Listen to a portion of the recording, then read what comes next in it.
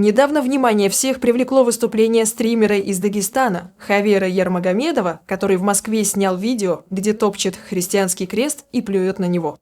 Против него было возбуждено уголовное дело, и хотя Ермагомедов уже принес свои извинения, общество продолжает бурно реагировать на его оскорбительный поступок, и обсуждения не утихают. Многие требуют его сурового наказания, вплоть до применения высшей меры. Помимо всего прочего, стало известно, что злодею были предъявлены новые обвинения, но уже по другой интересной статье. Обо всем этом мы и расскажем в этом выпуске. Не забудьте подписаться на наш канал, чтобы не пропустить свежие видео. Два видео с Ермагомедовым разлетелись по интернету.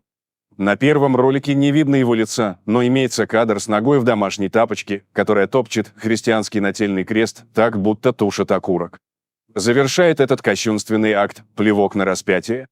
В конце за кадром слышны провокационные комментарии, мужской голос оскорбляет христиан и использует нецензурные выражения. На втором видео, которое является оперативной съемкой, Ермагомедов виден во всей красе. Несбритая щетина и смущенный вид, он приносит извинения христианам. В его голосе отсутствует вызов, вместо этого слышна только растерянность. Ермагомедову 29 лет, родом он из Дагестана, проживает в Москве и работал стримером, вел прямые эфиры онлайн. Но теперь его стримы приостановлены, так как его задержали по обвинению в публичном оскорблении чувств верующих. До выхода оперативного видео Следственного комитета блогер попытался объяснить свой поступок невнятным заявлением, утверждая, что действовал под провокацией. Кто именно его спровоцировал, Ермагомедов не уточнил. Этот инцидент вызвал бурю осуждения в общественном пространстве. Шамиль Хадулаев, председатель общественной наблюдательной комиссии Дагестана, выразился коротко и резко: «Нет мозгов, считай калека». Хадулаев также дал совет всем стримерам.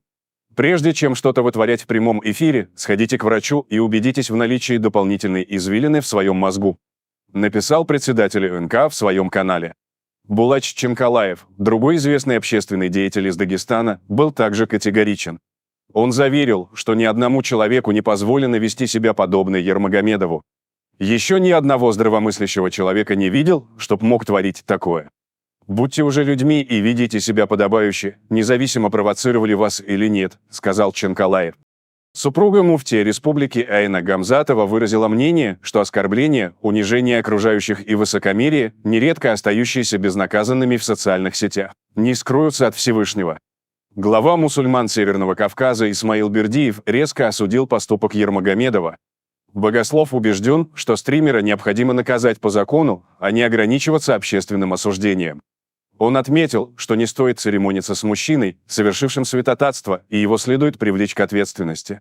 Заместитель начальника Главного управления по военно-политической работе Минобороны и помощник главы Чечни Апти Алаудинов не стеснялся в выражениях.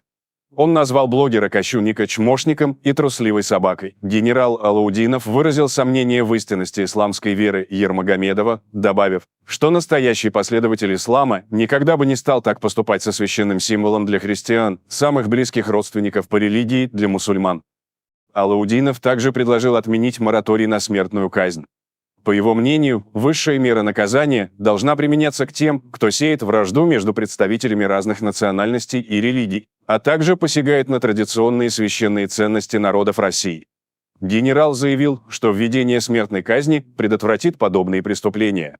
Заслуженный артист Дагестана Арслан Мурзабеков выразил уверенность в том, что этот инцидент был спланированной акцией. Он считает, что блогер намеренно готовился к осуждению и получению денег за свои действия тех, кто хочет рассорить последователей ислама и христиан. Мурзабеков уверен, что блогер действовал под влиянием третьих лиц и преследовал денежные интересы. По его словам, все псевдоисламские группировки, призывающие к насилию и свержению конституционного строя, не имеют отношения к исламу. «Это религия миролюбивая и спокойная», — подчеркнул он. Но давайте взглянем на ситуацию под другим углом. Осквернение христианского символа мусульманином России, по сути, поставило перед властями сложную задачу доказать, что закон един для всех без исключения. Обсуждая новое уголовное дело по оскорблению чувств верующих, интернет-пользователи вспомнили инцидент с Никитой Журавелем, который был приговорен к 3,5 годам лишения свободы за сожжение исламской религиозной книги. Напомним, что Журавеля этапировали в Грозный на этапе следствия, где к нему применялись насильственные действия членами администрации главы Чеченской Республики. Это вызвало возмущение правозащитников и СМИ. Решение о переводе Журавеля из Волгограда в Грозный и рассмотрении дела в Чечне было принято на высоком уровне российских силовых ведомств. Перед судом над Журавелем в интернете появились кадры из Грозненского СИЗО, где его избивал несовершеннолетний сын главы Чечни Адам Кадыров. Он получил от отца похвалу. Общественность по-разному отреагировала на те события. Многие восприняли это резко негативно, как сигнал от власти для русских. Пресса писала, что Журавель, возможно, сжег не Коран, а смысловой перевод священной книги мусульман под названием «Свет священного Корана». Этот перевод был включен Министерством юстиции России в список экстремистских материалов. Общественный деятель Новороссии Олег Царев тогда написал: «Сын Рамзана Кадырова избил находящегося в СИЗО Никиту Журавеля в отместку за сожжение Корана, за что получил множество орденов и медалей как защитник святой книги и веры». Эти кадры облетели весь интернет. Если выяснится, что Журавель, хотя и по незнанию, сжигал экстремистскую литературу, это привнесет новые краски в и без того скандальное дело. Получается, что Журавеля избили напрасно? Сегодня в сети шутят, будут ли бить в СИЗО Ермагомедова. Подошлет ли к нему в камеру сына какого-нибудь крупного православного чиновника для симметричного ответа за избиение Журавеля? Гипотетическому сыну чиновника советуют хорошо подготовиться, ведь если Журавель не был бойцом, то Ермагомедов выглядит довольно спортивным молодым человеком. Российский сегмент интернета задается другим логичным вопросом, не отправит ли осквернителя креста на суд в Дагестан, чтобы не провоцировать московских христиан на акт религиозной мести. Такие сетевые шутки могут свидетельствовать о глубоких противоречиях в обществе. Все сводится к библейскому принципу «око за око, кровь за кровь». Это неудивительно, учитывая, что Евангелие и Коран имеют много общего. По-другому и быть не может. Но русские люди однозначно должны научиться понимать, кто свой, а кто чужой в любом конфликте с людьми иной культуры и прочего инородного. А теперь перейдем к еще одной удивительной новости, связанной со осквернителем. Стало известно, что человеку, осквернившему православный крест, предъявлено новое обвинение. А именно, обвинение в обороте порнографических материалов несовершеннолетних предъявлено уроженцу Дагестана Хавиеру Ермагомедову, который был задержан за осквернение православного креста, сообщает пресс-служба ГАУ Следственного комитета РФ по Москве. Против него возбуждено уголовное дело за оскорбление религиозных чувств верующих. При обыске по месту жительства Ермагомедова был изъят его мобильный телефон. Следователи обнаружили на телефоне фото и видеоматериалы, которые, согласно судебной экспертизе, содержат порнографические изображения несовершеннолетних.